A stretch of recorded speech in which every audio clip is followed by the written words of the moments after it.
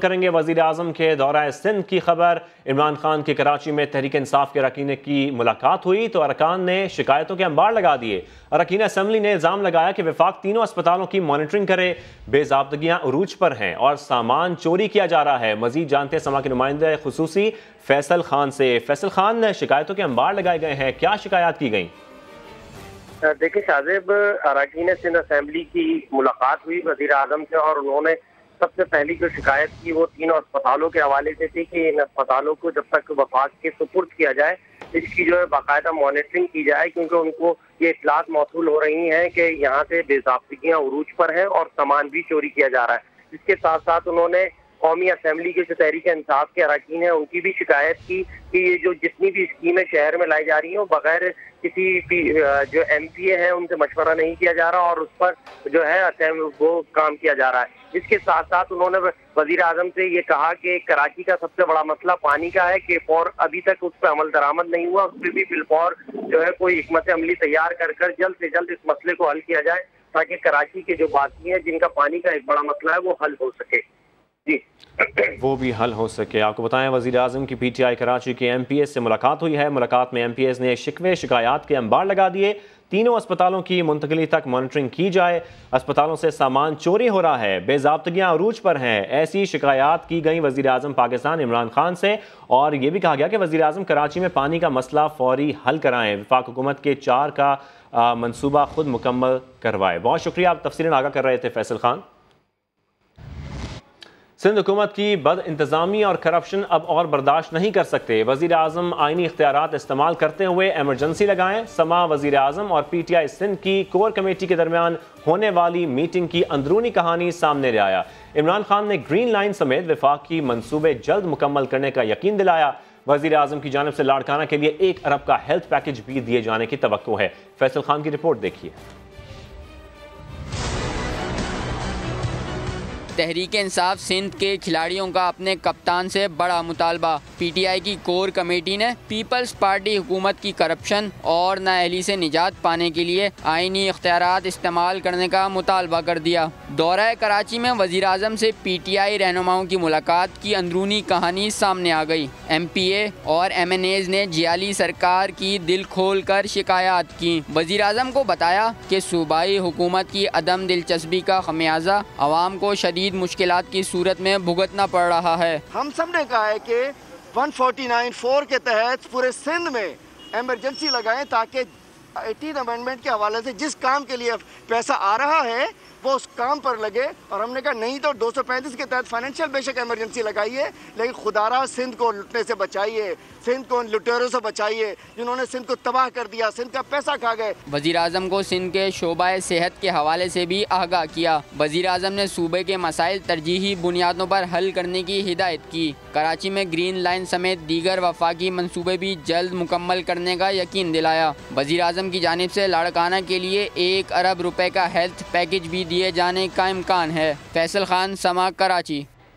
और अब शामिल करते हैं कौमी असम्बली से अहम खबर। Balochistan national party Mengal group ने हुकूमत से इत्तेहाद ख़त्म करने का ऐलान कर दिया है। कौमी असम्बली में खिताब करते हुए अख्तर मेंगल ने कहा कि आज तहरीक इंसाफ से इत्तेहाद तोड़ते हुए दुख हो रहा है। बाकायदा बलूचिस्तान नेशनल पार्टी की सेंट्रल कमेटी के फैसले की तवज्जो से PTI से मैं अपनी पार्टी के इत्तेहाद के खात्मे का बाकायदा ऐलान करता हूँ।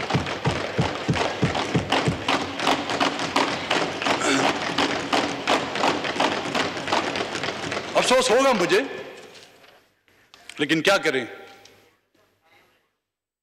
शहर के साथ इख्तिताम करूंगा। शाहों से जो कुछ रब्त न कायम हुआ अपना, आदत का भी कुछ जबर था, कुछ अपनी ज़बान भी।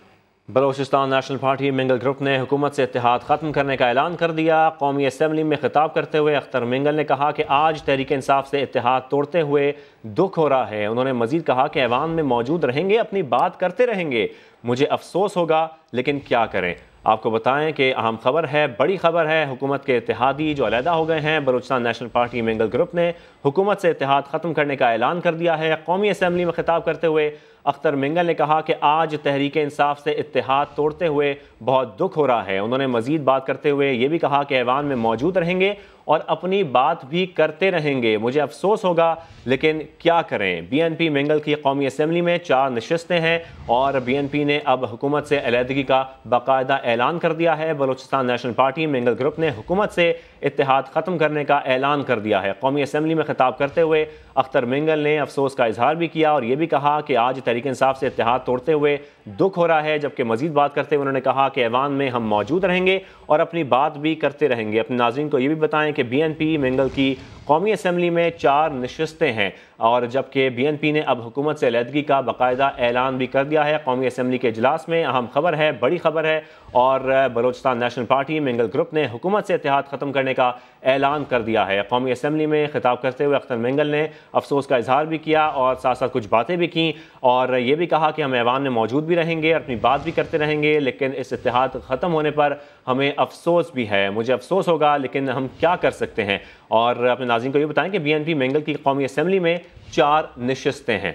अहम खबर, बड़ी खबर, कौमी असम्बली का इजलास जारी था जबकि Balochistan national party mingle group ने हुकूमत से इत्तेहाद ख़त्म करने का ऐलान कर दिया है। इसी पर बात कर लेते हैं। तज्ज़ियाकार खालिद अजीम साहब ने हमें ज्वाइन किया है। खालिद साहब, एक अहम खबर है, बड़ी खबर है, एक इत्तेहादी छोड़ने का हुकूमत पर अब क्या असर होगा? देखिए जी, सियासी तौर पे तो बड़ा असर पड़ता है और ये कहा जा सकता है कि उसके अपने इत्तेहादी हुकूमत के जो हैं वो हुकूमत की पॉलिसियों से नालां हैं, हुकूमत की कारकर्दगी से मायूस हैं और ये एक तरह से कहा जा सकता है कि अपने घर के अंदर से उनकी खराब कारकर्दगी की एक गवाही मिल गई है। लेकिन जहाँ तक इस बात का ताल्लुक है कि इन 4 अरकान के जाने से हुकूमत के ऊपर क्या फ़र्क पड़ेगा, वक्ती तौर पे तो कोई बड़ा फ़र्क पड़ता दिखाई नहीं देता। अगरचे PTI ने बहुत थिन मार्जिन के साथ हुकूमत बनाई हुई है और उसके 4 छोटे छोटे इत्तेहादी जो हैं उसके साथ हैं। बलूचिस्तान अवामी पार्टी जिसको बाप कहा जाता है, MKM है, इसके अलावा GD है और PMLQ है। इनके चंद अरकान हैं जिनके साथ वो मिलके उसने हुकूमत बनाई हुई है। उसको फ़र्क तो पड़ता है यकीनी तौर पे कि वो उसका रिस्क बढ़ जाता है, लेकिन वक्ती तौर पे जो सूरत हाल है उसमें ये नहीं कहा जा सकता कि इससे हुकूमत हिल के रह गई है या फौरी तौर पे हुकूमत के लिए कोई इंस्टेंट खतरा खड़ा हो गया। अलबत्ता ये आइंदा आने वाले खतरों की जानिब पर कोई पहला स्टेप इसको कहा जा सकता है। फिलहाल कोई मुश्किल हुकूमत को अपनी हुकूमत बरकरार रखने के हवाले से और ख़ासतौर पे ये एक क्रिटिकल मरहला है जिसमें ये कहा जाता है कि बजट पेश हो रहा है, लेकिन चूँकि वहाँ पे भी ये तय हो चुका है कटौती की तहरीकें जो है उन पर रायशुमारी नहीं होगी, तो इसलिए हुकूमत के लिए फौरी तौर पे खतरा तो कोई नहीं है। अलबत्ता उसकी साख को इस हवाले से धचका जरूर लगा है कि उसके अपने इत्तेहादी जो हैं वो अब उसकी पॉलिसियों पे और उसकी कारकर्दगी पे अदम एतमाद का इजहार कर रहे हैं। खालिद साहब, काफ़ी अरसे से अख्तर मिंगल साहब अलहदगी का जिक्र कर रहे थे, हुकूमत ने कोई मुज़ाकरात करने की कोशिश नहीं की और क्या अब जब ऐलान कर दिया गया है अब हुकूमत मनाने की कोशिश करेगी उनको? देखिए जी, सियासी जो इत्तेहाद होते हैं उनमें इस किस्म के सिलसिले चलते रहते हैं, बनाया भी जाता है। अगर आपको याद हो तो PML कुछ अर्सा पहले MKM के जो वजीर है खालिद मकबूल सिद्दीकी वो अलहदा हो गए थे और उसके साथ साथ उन्होंने इस बात का इंदिया भी दिया था और साथ कहा जरूर था कि MKM उनके साथ है, लेकिन जब आप वजारत छोड़ के जाते हैं तो वो एक इज़हार नाराज़गी है। लेकिन इस दौरान उनके मुज़ाकरात चलते रहे हैं और असद उमर की सरबराही में एक वफद जो है वो भी आया था इस MKM के हेडक्वार्टर्स में और वहाँ उनके मुज़ाकरात भी हुए। फिर उसके बाद मुश्तरका प्रेस कॉन्फ्रेंस भी हुई और बिल आखिर इस बात के ऊपर जो है वो इत्तेफाक हुआ कि उनकी जगह पे एक और वजीर जो है उनको इंडक्ट कर दिया गया। तो ये राब्ते तो ज़रूर होते हैं, लेकिन BNP जो है वो वाहिद इत्तेहादी है, हुकूमत की वाहिद इत्तेहादी थी जिसने कोई वजारत नहीं ली हुई थी। उनका कोई वजीर जो है वो वफाकी काबीना का हिस्सा नहीं था। तो इस लिहाज से ये कहा जा सकता है कि वो अपने सिर्फ मुतालबात के मामले पे डटे हुए थे और उनमें सर फहरिस्त जो है वो मिसिंग पर्सन का मामला है। मिसिंग पर्सन के मामले में उनकी ख्वाहिश के मुताबिक या उनकी सोच के मुताबिक पेशरफ नहीं हुई, अगरचे वो कोई रुका हुआ अमल नहीं है। उसके लिए लापता अफराद कमीशन जो है वो काम कर रहा है जिसके सरबराह नायब के मौजूदा चेयरमैन जस्टिस जावेद इकबाल हैं और वो उसके प्रोसीडिंग्स जो हैं वो चलती रहती हैं, अगरचे उसमें वो तवातर नहीं रहा जो जावेद इकबाल साहब के चेयरमैन नैब बनने से पहले था, लेकिन इसके बावजूद उसका काम बदस्तूर जारी है। अलबत्ता BNP मैंगल जो है वो उससे मुतमईन नहीं है। इसके अलावा फिर जो तरक्याती काम है उनके हवाले से भी जो उनका कहना ये है कि हमारे साथ जो वादे किए गए थे वो पूरे नहीं हो रहे। और फिलहाल ठीक है खालिद साहब, आप हमारे साथ ही रहिए। हमें तज्ज़ियाकार अदनान आदिल साहब ने भी ज्वाइन किया है। अदनान आदिल साहब, आपसे ये जानना चाहूँगा कि अख्तर मेंगल साहब ये कह चुके हैं अभी कौमी असम्बली में कि हमारी बात को अहमियत नहीं दी गई। ये कौन सी बातें थी, किसकी निशानदेही कर रहे थे वो? देखिए, बहुत से मामलात हैं, दो बड़े इश्यूज हैं। एक तो ये कि वो मिसिंग पर्सन का मामला है जो कि खासा गंभीर है, कुछ ना कुछ उसमें पेशरफ्त हुई है लेकिन जितना वो चाहते हैं शायद उतनी नहीं हुई है। दूसरा मसला होता है रोजगार मुहैया करने का। वो चाहते हैं कि बलोच जो नौजवान हैं उनके कहने पे उनको रोजगार मुहैया किया जाए, क्योंकि बहुत बड़ा मसला है बलोच जो नाराज हैं उनमें नौजवान अगर उनको रोजगार मिल जाए तो उनकी नाराजगी कम हो सकती है। और अख्तर मेंगल साहब के लिए भी उनकी प्रेशर है उनके वर्कर्स का कि उनको रोजगार दिलवाया जाए। तो अब ये बात है कि वो एक बड़े इत्तेहादी हैं हुकूमत के, उन्हें चाहिए था हुकूमत को कि वहां पर उनके साथ मुलाकात करते वजीर आजम और जो सीनियर मिनिस्टर हैं असद उमर हैं, शाह महमूद कुरैशी हैं, और उनके मुतालबात को गौर से सुनते। या उनको लिफ्ट ही नहीं कराते तो फिर वो जाहिर है कि वो मजबूर हो गए हैं कि वो अलहदा हो जाएं। इनको चाहिए कि उनसे बातचीत करें, उनको डेवलपमेंट प्रोग्राम्स में जो वो स्कीम्स चाहते हैं अपने इलाकों के लिए वो दें। वैसे भी बलूचिस्तान जो है उसका हक बनता है, वो पसमानदा सूबा है, उसको ज्यादा फेवर करना चाहिए। उसको अगर तरक्याती मंसूबों में उनको शरीक किया जाए, वो एक माकूल लोग हैं। वो अब फेडरेशन की सियासत कर रहे हैं। बलूचिस्तान में ऐसे लोग हैं जो फेडरेशन के खिलाफ सियासत कर रहे हैं, लेकिन अख्तर मेंगल साहब जो हैं वो फेडरेशन के अंदर रहते हुए अपनी सियासत कर रहे हैं। उनको ज्यादा से ज्यादा अकोमोडेट करना चाहिए। इमरान खान साहब जो हैं उनको लचक का मुजाहरा करना चाहिए। जो बड़े सियासतदान हैं ठीक है, लेकिन इसका ये मतलब तो नहीं है कि अपने इत्तेहादियों को बिल्कुल नजरअंदाज कर दिया जाए। तो हमेशा यही होता है कि बजट के मौके पर फिर उनको BNP जो है वो अपनी शिकायत को सामने लाती है और पब्लिकली ऐलान करती है। ये नौबत आनी नहीं चाहिए। उनको मुशावरत में शरीक रखना चाहिए। सिर्फ बराए नाम वजारत दे देने से किसी को या इत्तेहादी का स्टेटस दे देने से कोई फायदा नहीं होता जब तक आप उसको इख्तियारात ना दें और उनके जो ठोस मुतालबात हैं वो न मानें। ठीक है, आप हमारे साथ रहिए। हमारे नुमाइंदे हमारे साथ मौजूद हैं, उस्मान खान, उनसे बात करते हैं। उस्मान खान, इस वक्त क्या सूरत हाल है कौमी असम्बली इजलास की? क्या कोई रद्द अमल सामने आया है? देखिए, अख्तर मेंगल जब भी तकरीर करते हैं तो बड़ी धुआंधार तकरीर होती है, लेकिन किसी को भी ये उम्मीद नहीं थी कि वो आज अपना अटल फैसला जो है वो ईवान में तकरीर के दौरान सुनाएंगे। और हुकूमती अरकान की भी चूंकि आज तादाद कम थी और इसी असना में अख्तर मेंगल ने बड़ा फैसला कर लिया और हुकूमती इत्तेहाद से अलग होने का फैसला किया। उसके बाद हमने ये देखा कि हुकूमती अरकान जो है वो उनमें काफ़ी सरासीमगी थी, एक परेशानी की कैफियत थी। और जैसे ही अख्तर मेंगल अपनी तकरीर करके ईवान से बाहर निकले हैं तो वज़ीर मुमलिकत पार्लिमानी अमूर अली मोहम्मद खान जो है वो भी उनके पीछे पीछे गए हैं। और अब कोशिशें जो है वो की जा रही हैं कि किस तरीके से बातचीत की जाए अख्तर मेंगल के साथ, उनको दोबारा मुज़ाकरात की टेबल पर लाया जाए। लेकिन अभी तक जो है वो ईवान में और पार्लियामेंट हाउस में कामयाबी नहीं मिली है। अख्तर मेंगल जो है वो पार्लियामेंट हाउस से अपनी रिहाइश का जा चुके हैं। यहाँ पर हुकूमती अरकान जो है वो काफ़ी परेशान दिखाई दे रहे हैं। उनका ये कहना है कि सब कुछ ही उलट दिया अख्तर मेंगल ने। बात कोरोना पर और बजट के ऊपर जा रही थी, लेकिन उन्होंने फैसला ये सुनाकर जो है वो तमाम मामला जो है वो गड़बड़ कर दिया। तो यकीनी तौर पर परेशानी है इस वक्त हुकूमती अरकान को, और कोई जिम्मेदार शख्सियत जो है वो हुकूमत की जानिब से ईवान में मौजूद नहीं थी, इसलिए अभी तक उनके साथ मुज़ाकरात का या बातचीत का जो है वो रास्ता ओपन नहीं हो सका है। तो अब के बाद ये सूरत हाल जो है वो एक नई सूरत हाल इख्तियार करेगी और उनके साथ राब्ता किया जाएगा और उनको मनाने की कोशिशें भी की जाएंगी। ठीक है, उनको मनाने की कोशिशें भी की जाएंगी। खालिद साहब, आपकी जानिब आऊँगा। जैसे कि अदनान अल साहब बात कर रहे थे कि अपने इत्तेहादियों को नज़रअंदाज नहीं करना चाहिए हुकूमत को, आप इस पर क्या कहेंगे? जी बिल्कुल नहीं करना चाहिए। दो चीज़ें होती हैं, एक तो उस पर आपकी साख जो है वो मुतासर होती है कि आप लोगों को जो वक्त पड़ने पे इस्तेमाल तो करते हैं लेकिन बाद में आप उनको अहमियत नहीं देते। दूसरा ये है कि जैसे हम शुरू में बात कर रहे थे कि PTI ने बड़े थोड़े से मार्जिन के साथ और इत्तेहादी जमातों की मदद हासिल करने के बाद हुकूमत बनाई है। उसकी अपनी अक्सरियत नहीं थी, उससे सादा अक्सरियत हासिल नहीं थी। तो ऐसे में तमाम लोगों को साथ लेके चलना जो है वो बड़ा ज़रूरी है। और देखें, उसमें यही वजह है कि MKM को मनाने के लिए उन्होंने मुतअद्दिद कोशिशें भी की। और जैसे पहले आपको बताया कि असद उमर साहब की क़यादत में एक वफ़द जो है वो भी वहाँ पे गया था, जिसमें वहाँ कराची की जो PTI की मुकामी क़यादत है और उनके गवर्नर इमरान इस्माइल जो है वो भी शामिल थे। इसी तरह से मैं समझता हूँ कि बलूचिस्तान को थोड़ी सी अहमियत उनको देने की ज़रूरत है। वहाँ पे BNP जो है वो उसके अरकान की तादाद अच्छी खासी है बलूचिस्तान असम्बली में, और इस बात का इम्कान भी है कि बाप की हुकूमत जिसके अंदर खुद अपनी उसकी सफ़ों में थोड़ी सी दरारें हैं, शायद उसके कुछ असरात जो है बलूचिस्तान हुकूमत पे पड़े।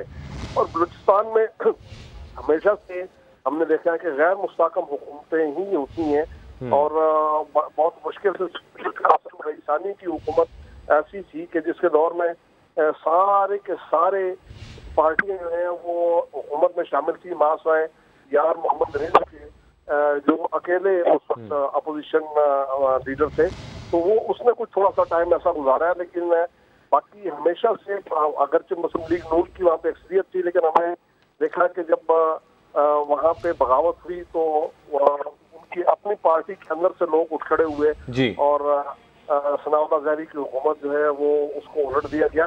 तो वहाँ पे कुछ थोड़ा सा ये मामला हो सकता है, लेकिन वफाक की सतह पे 4 अरकान की बहुत अहमियत है।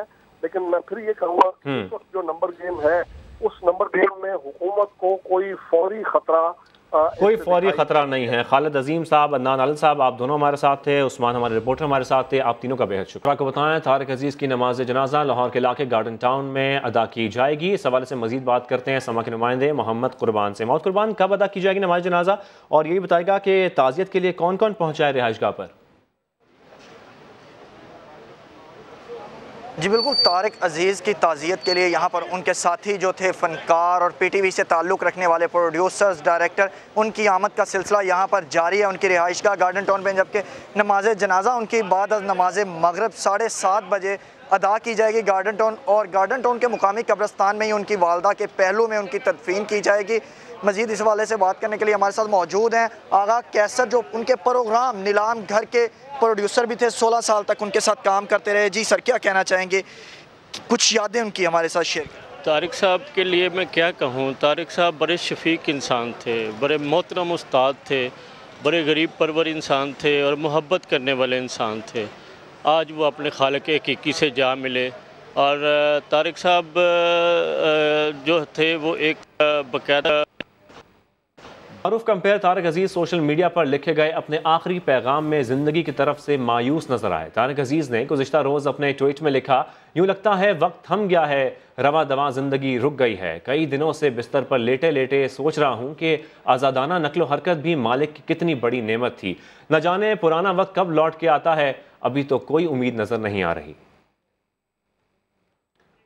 तारिक अजीज़ के दोस्त भी उनके इंतकाल पर आपदीदा हैं। रिहाइशगाह पर ताज़ियत के लिए आने वाले दोस्त कहते हैं 40 साल से साथ थे, 2 दिन पहले कहा था आज आ जाना आया तो वो नहीं रहे। मज़ीद दोस्तों का क्या कहना था आपको दिखाते हैं। साहब इंतकाल करके मेरा उनके साथ 40 साल से दोस्ती थी। मेरा नाम परवेज़ भट्टी है और मेरी उनके साथ इतनी एसोसिएशन थी कि अपने ज़िंदगी में जितने भी उनके काम थे वो मुझसे पूछ के करते थे। मेरी परसों उनसे बात हुई तो कहने लगे मेरा बुखार उतर गया यार, तुम परसों आना, यानी आज। कहने लगे तुम 10-11 बजे आ जाना। तो मैं यहाँ पहुँचा हूँ तो आगे वो इस दुनिया में नहीं रहे। तो मैं तारिक अजीज़ साहब पाकिस्तान के एक बहुत बड़े लीजेंड थे और अल्लाह की ज़ात बहुत कम लोग ऐसे पैदा करती हैं जिनको पूरी दुनिया पसंद करे, और अपनी ज़िंदगी इन्होंने बड़े ज़बरदस्त तरीके से गुजारी है और लोगों से, गरीबों से प्यार किया है। अपना इन्होंने आज तक कुछ नहीं बनाया, बल्कि जहाँ तक जो आमदन होती थी उसकी भी इन्होंने तारिक अजीज़ फाउंडेशन बनाई हुई थी, उसमें से बेवाओं का सिलाई मशीनें और ये वो देते रहते थे कोई ना कोई लोगों को पढ़ाई के लिए भी। Welcome back. सिंध का नए माली साल का बजट आज पेश किया जा रहा है। सूबे के सबसे बड़े शहर के लिए क्या कुछ रखा गया है, जानते हैं समा के नुमाइंदे अशरफ खान से। अशरफ, सिंध के सबसे बड़े शहर कराची के लिए क्या रखा गया है बजट में? आपको बताएं, सिंध का नए माली साल का बजट आज पेश किया जा रहा है। सूबे के सबसे बड़े शहर के लिए क्या कुछ रखा गया है, इस हवाले से आपको तफसील भी बताएंगे। आपको बताएं, कराची के मेगा प्रोजेक्ट्स में कोई बड़ा मंसूबा शामिल नहीं है। कराची के लिए पुराने मंसूबों पर बहुत ही मुख्तसर रकम रखी गई है। K4 मंसूबे के लिए सिर्फ 50 करोड़ रुपए रखे गए हैं। मजीद बात करते हैं समा के नुमाइंदे अशरफ खान से। अशरफ, सिंध के सबसे बड़े शहर कराची के लिए क्या रखा गया है बजट में? जी, सिंध के सबसे बड़े शहर कराची के लिए अगर बात करें तो बहुत ही कम मंसूबे रखे गए हैं, जिसमें जो पुराने मंसूबे थे उसी को दोबारा से जारी मंसूबे में शामिल किया गया है। मजमूई तौर पर अगले माली साल में 1 अरब 94 करोड़ रुपए खर्च किए जाएंगे, जबकि कराची के लिए सबसे बड़ा K4 मंसूबा, उसके लिए सिर्फ 50 करोड़ रुपए मुख्तस किए गए, जबकि इस मंसूबे पे कहा जा रहा है अरबों रुपए की जरूरत है। 5 से 6 अरब रुपए की डिमांड है। ये मंसूबा K4 80% मुकम्मल हो गया। बहुत शुक्रिया आपका। बड़ी अभी वजीर आला सिंध मुराद अली शाह इजहार ख्याल कर रहे हैं, आपको बराह रास्त दिखाते हैं। मुर्तज़ा बलोच जो कोरोना से की वजह से वफात पा गए, उनको इस मौके पे याद करता हूँ। स्पीकर साहब, असां तमाम ॾुखे वक्त में आहियूं। हिन ॾुखे वक्त में असां हिन साल जी जेकी बजट पेश कयूं पिया, उन में काफ़ी इशूज़ आहिनि ऐं उन्हनि खे ॿुधाइण लाइ मां पंहिंजे असेंबली मेंबरान खे ऐं असेंबली जे थ्रू, स्पीकर साहब तव्हांजे थ्रू, हिन सूबे जे माण्हुनि खे आगाह करणु थो चाहियां। Sir, we have gone through a long and tiring journey, facing and combating the challenges posed by COVID, the epidemic that spread across international boundaries and eventually escalated into a global pandemic, spreading over 200 countries. It has also affected Pakistan. We now see it extended to our impact in our social and economic domains. In the wake of the disastrous effects of COVID-19, Sindh government initiatives and resources had to be redirected to save precious lives in a potentially decelerating economy. COVID-19 was primarily a threat to existing health systems and subsequently extended its impact to all facets of life. As it grew in size to reach a massive scale, the world had to divert its resources to save people from this invisible enemy. It brought life to a grinding halt and converted cities into virtual ghost towns. It was aimed, sir, the entire world went towards a lockdown. The major countries, and I'll talk about some of them. This was aimed at minimizing people-to-people contact, breaking the human chain of dominoes, and thus we coined a new word, social distancing. So government of Sindh followed the universally adopted approach to address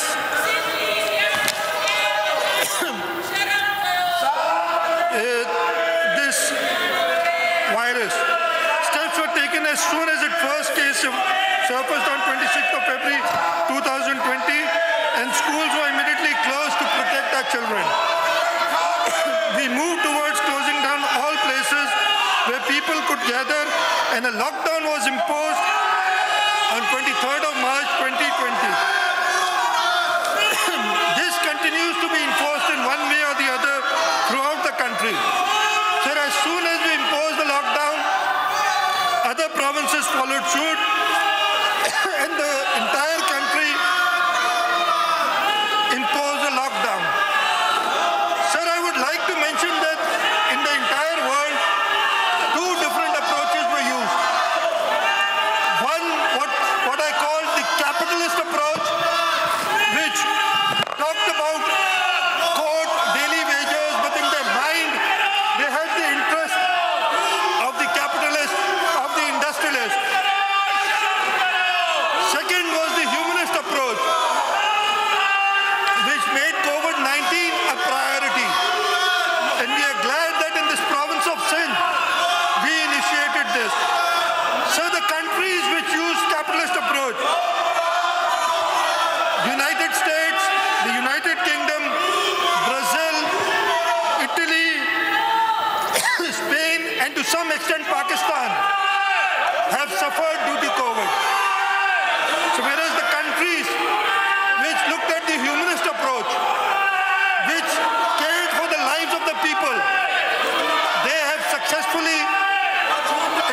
initially combated the virus.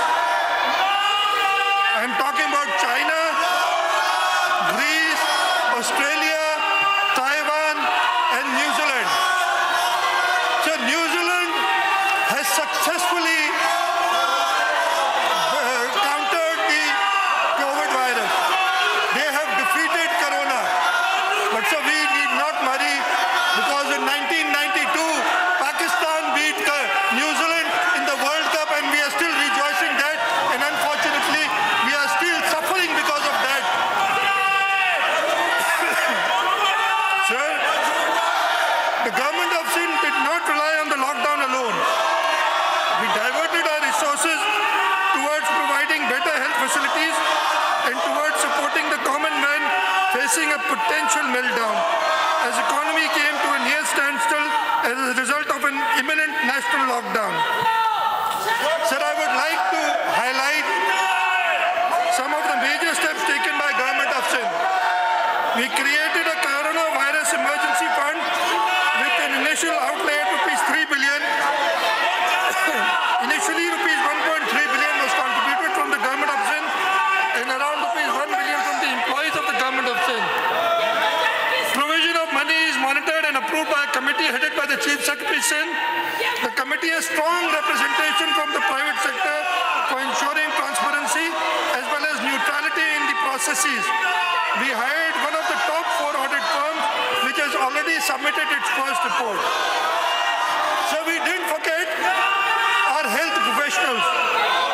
A high-risk allowance comprising of 1 basic salary in relevant pay scale has been allowed initially to the health personnel who are performing duties related to COVID-19 patients in the health institutions of laboratories. This risk allowance is being extended to all health facilities. Post-graduate house job officers will also be paid initial basic pay of BPS 18 and 17 respectively, with effect from March 2020 till subsiding of COVID-19 pandemic. So it is estimated that ₹1 billion will be spent on the health risk allowance in the next financial year 2020-21. So we did not stand idle. When slide 1 jara chala de, when we first started, you will see it in a little while on the screens. We had a capacity of only 80 tests per day. That has been successfully increased. And if you see on the 26th of February, Sindh had a capacity of 80 tests per day, which has increased to 11,450 tests per day. On the 16th of June, we carried out 11,819 tests, which is the highest in any province in the country. Right? So if you look at this slide, Sindh has a capacity of 11,450, Punjab 9,030, Khyber Pakhtunkhwa 2,590, and Gilgit-Baltistan 1,095, Balochistan 360. Next slide, please. So this is a very important slide. This shows that the province of Sindh has undertaken 6,881 cases per million. Pakistan is at 4,068.